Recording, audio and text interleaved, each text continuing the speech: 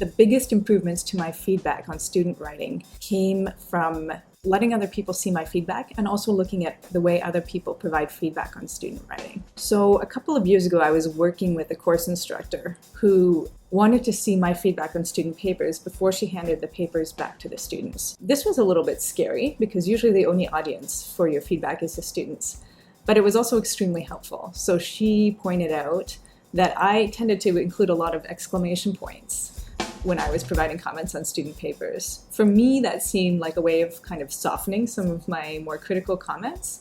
But she suggested that some of the students might see that as a little bit condescending.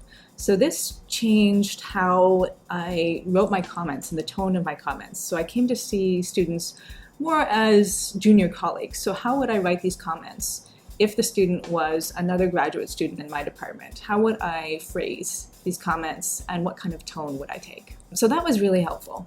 The other really helpful moment came from looking at other graduate students' comments on student papers. So a colleague of mine in the English department shared some of his comments with me. And what he did was, at the end of each paper, he would summarize the student's primary argument and then use concrete examples from the student's own writing to explain some of the strengths and weaknesses of the paper.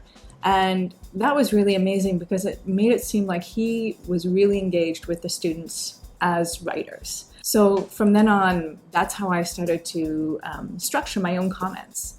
So these two things, getting someone to look at my own comments on student writings and looking at someone else's comments on student writing, were amazing in terms of getting me to reflect on how I was commenting.